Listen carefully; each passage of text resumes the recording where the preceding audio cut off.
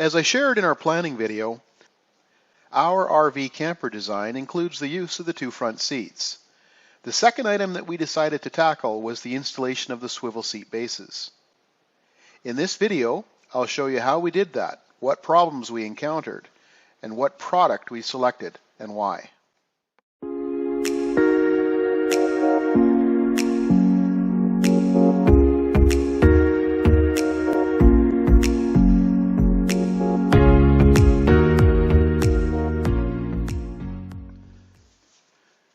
Removing the seats on the Promaster starts by disconnecting the negative battery terminal. Others on the web suggest to wait 30 minutes after the battery is disconnected. I understand that this step is to ensure that the airbags located in the seats don't accidentally go off. Our Promaster 2500-136 wheelbase, there were 3 separate connections that needed to be disconnected under the passenger seat, and only 2 connections under the driver's seat. I used wire cutters to separate the loose wires from the frame. I used needle nose pliers to remove the connector clips from the frame. They popped right out. Once they were separate from the frame, it was really easy to see what needed to be depressed to take the connections apart. That was easy. The seats themselves are held down with 6 bolts, 4 in the back and 2 in the front. You will need a T40 Torx driver to remove these bolts. You start by moving the seat all the way forward to remove the rear 4, and then slide the seat back to access the front. Moving to the driver's side, as you can see here, I started by cranking the seat forward and then moved the seat all the way to the forward position. Don't forget to remove the connections underneath first. Having completed countless hours of research exploring the different swivel-based products available, we learned quickly that regardless of what we picked, the finished seating height was going to be higher than the original. This had never even occurred to us. One of our fears was that we were going to spend all of this money shipping, tax, and customs and end up with something that simply doesn't work for us. My wife Linda got the brilliant idea of testing the seat height first. Absolutely brilliant. So we placed the seat on top of a 2x4, which raised the seat about 1.5 inches, a common height increase, to see if we liked the new seat height. Again, super brilliant idea. Kudos to Linda. No, horrible. You try. Don't move around too much because there's not much holding it. Can your feet touch the floor? Yes, my foot is on the floor. So this isn't horrible. No. I think I don't have the front all the way down, by the way. Okay. It can go down here. There's a lever right here. That's good. So we should order them. Like, it's not going to be the end of the world. No. We spent far too many hours researching swivel bases for our Ram Promaster. We looked at what was available here in Canada, what we could get through Amazon, i.e. China, and what we could pick up in the US. In the end, I think we ended up settling on the most expensive option available to us, the Scopima brand. The Scopima company is based in France and it's been in business since 1981. Through our research, we found that it was consistently receiving the highest rating, or at least within the top 2. After listening to others and their lessons learned, we didn't want to go cheap here. Some were complaining about their bases rocking while driving, not feeling very secure, while others made squeaking noises while driving. I could see that just driving us nuts very quickly. They also had one of the lowest profiles, minimizing the increase in seat height.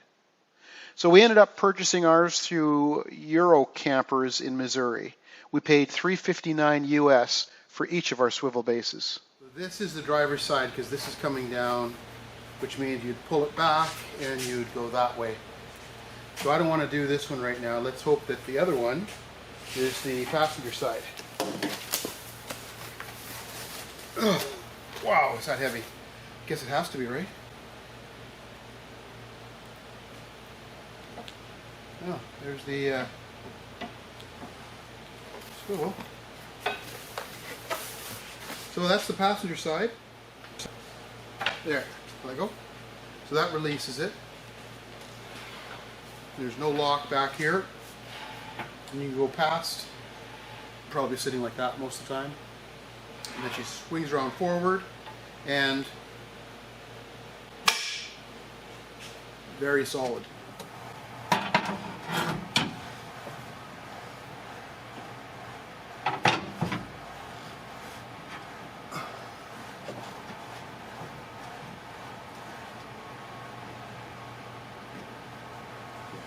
Well, it doesn't line up exactly. Let's see if we can get them in though. I like the profile. It's close.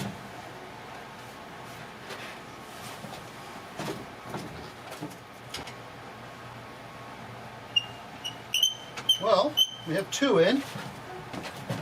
Okay. Well, maybe it'll go.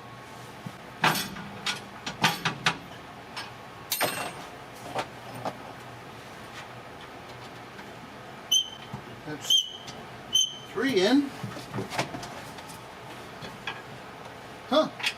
They are lining up.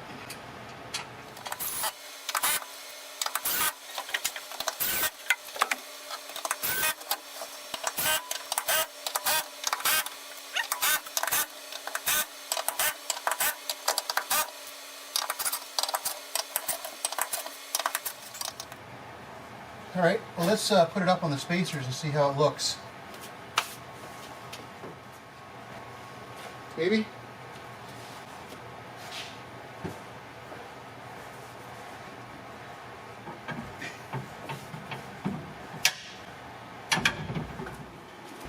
Okay, we're zoomed in on the back, passenger side, back right. And I suspect this will be easier after I get the first one in. But, and it would be nice to have some help here, but I don't. Okay, so that's lined up. And it looks like they give you a little bit of play here, which is nice. I think I might need it. So that's lined up. Now I just need to lift the seat and get it on top of it as well. And missed. See how many times I'll do that. Come on. Okay, I'm just going to get one nut in there to get it started. To hold it, and I would suspect that after we get one in there, it's going to be like having a little bit of help. Okay, so continuing where I left off, I'm not doing the front right now because you don't have access to it till you slide these things, and I don't want to move this around until I get the second spacer in. So I will continue fumbling here. All right, bring that back. Oh, look at me go. Ho, ho, ho. Okay, I've got the camera about 10 feet away and I'm zoomed right in on the area that I want to talk about here. This chunk of metal right here, there's light on that or not, right here. I've seen others pull this off, trim the plastic off the bottom and cut this piece of metal. You can see it's just clearing because I've got the spacer in place. And of course the reason for doing that would be able to lower the entire seat another centimeter, 10 millimeters. And again, I don't think we're going to do that. I'm going to leave this intact and I'm going to use the spacers they provided. It provides just enough clearance. I can leave all of this intact. And if later, if we find that the seat height is a little bit too high, we know we can always come back and cut this piece of metal off and go right down to 7/8 of an inch. But I don't see us doing that. So I only have 2 bolts in and just loose. I'm going to probably not tighten these up, but thread them up a little bit, slide the seats all the way to the back, and connect the front, and then we'll wrap this up. Looks like the nut they provided is standard, not metric, and it's a half-inch socket will do it. I'm not tightening these up, I'm just going to thread them up so she'll, yeah, that's not going anywhere. And the same the other side. The front is best accessed with a little universal joint. Even with the seat all the way back, it's just a little bit tight. we can get that Allen wrench in there.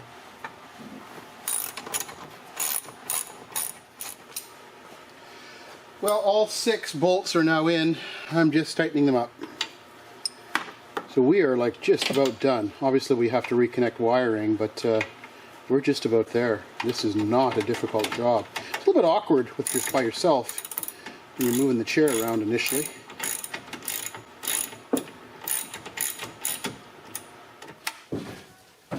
So I have the first one installed, and here's my thoughts on the product.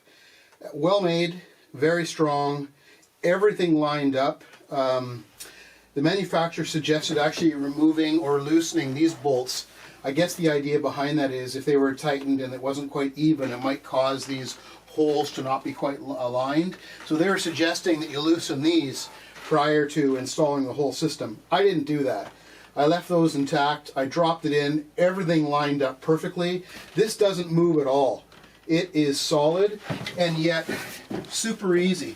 The other thing I like about it is on this design, the handle is on the side. You're not banging your shin into it, and it's intuitive. Like you want to twist backwards, so you pull backwards and get the seat to swing. And you're in camper mode, just like that. The other thing that I have done is, now that I have this here, and I have it sitting in the lowest position, it can go higher, I have an idea of how high I need to build my raised floor, which is in this area, to accommodate these seats. I was initially planning on 7 inches. I'm probably going to do 9, 8.5 or 9. I think I've got 8 right here.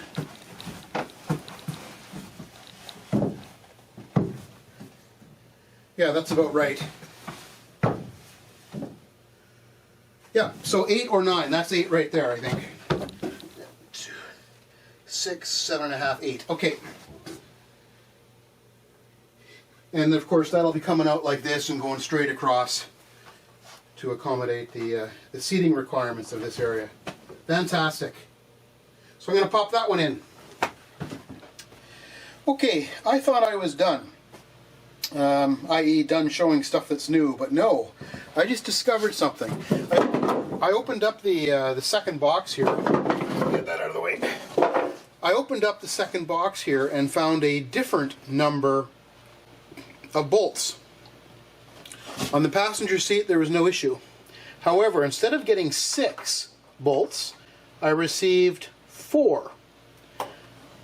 4 for the lower, 4 for the upper. And you take a look at the plans, and sure enough it says 6 original bolts. Okay, no problem.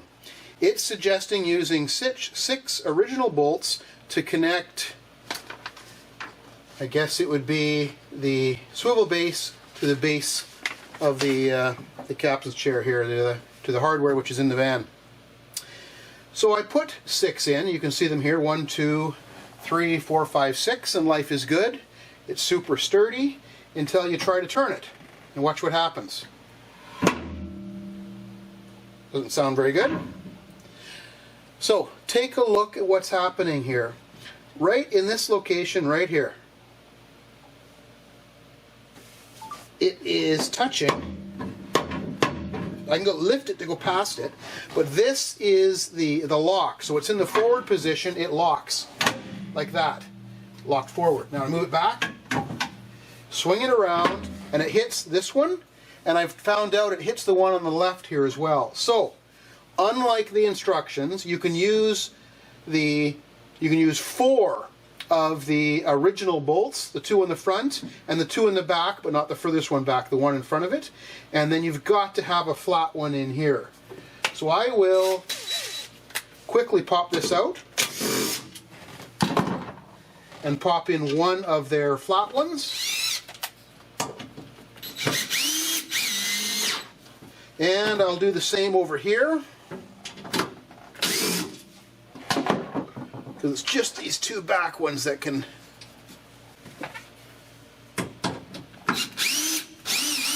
Okay, that's in tight. I'll lock it. Now to swivel it, we pull the lever and watch. Nothing hits. Okay, one last correction. You can use 4 of the original. You'll notice on this side at the back, so we're talking driver's side, back right, this one has to be flush, and this one's an original. And over here, I've got them backwards. This one can be higher, and that one has to be flush. Watch. Here we go. And it's hitting. Now, you're never going to be pivoting past that, but I'm a little bit anal. I want to make sure there's nothing touching. So I'm going to flip these two, and then we're done. Cool. So the first seat went on, no problem at all. The second seat, again, no issue, very straightforward. However, unfortunately, it looks like they got their kits mixed up, and they sent us the wrong hardware. What I need is 6 of those. If you're using the spacers, you absolutely have to have those. They need to go up, and then of course you need to be threading these into the top of them. What they sent me instead are 4 of these, which are not called for in this kit at all.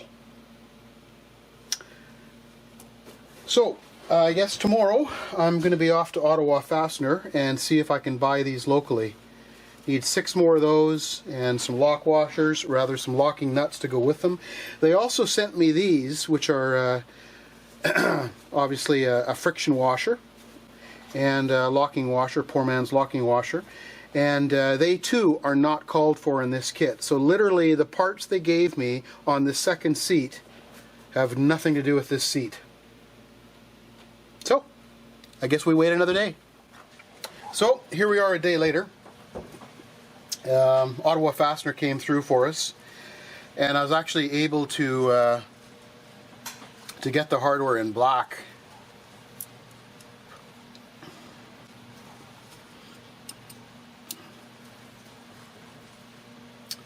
So we're good to go. I bought a few extra. $5.28, we're off to the races. What'd you get? We got some split loom hose stuff for electrical, and it's made in Canada. Whoa!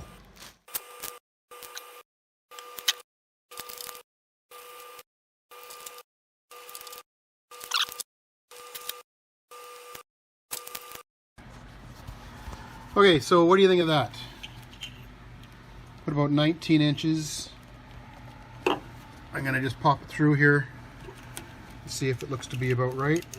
To make things a lot easier when reconnecting, pull off the side panel. There's just 3 screws.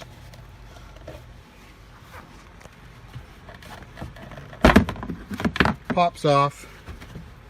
Underneath that there is a 1 screw to remove.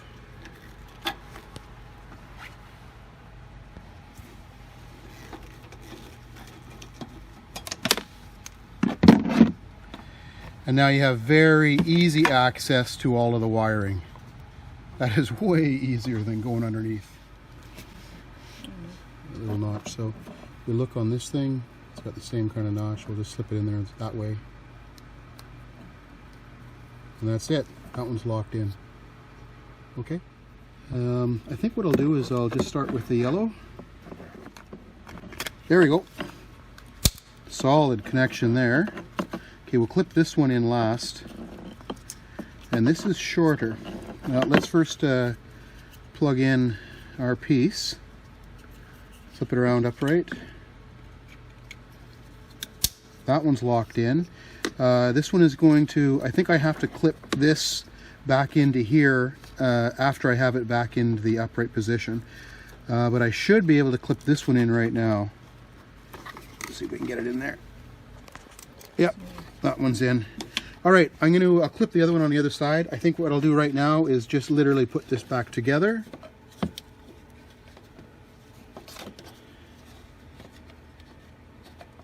There we go. There we go. Back up. Okay. Here we go. So I don't know. I think that's pretty good. I'll probably put one more tie in here. I think I want to take this light away for a minute, and I want to see what kind of behavior we see when we rotate.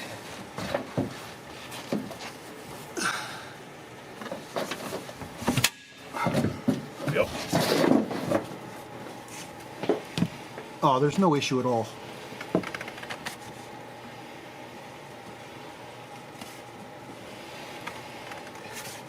Yeah, I think that's really good.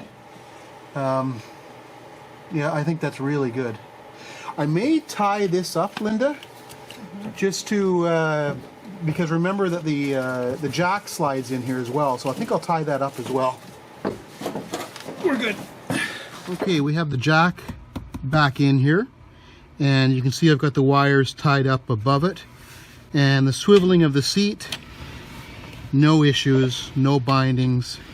Everything's plugged in and closed up. I call this one done. Excellent.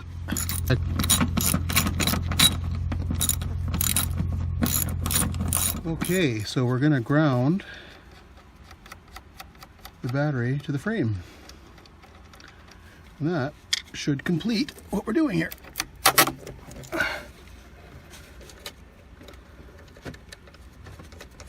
Oh, I can hear things electronics going. You hear that? That clicking stuff? So let that sit for a bit. So I guess the airbags are armed again. That's tight enough. I'm not going any more than that. Oh, great. That's tight. That's it. We're done. Okay, so to swing it from camping mode back into driving mode, locked in, locked in. Boy, is that ever fantastic.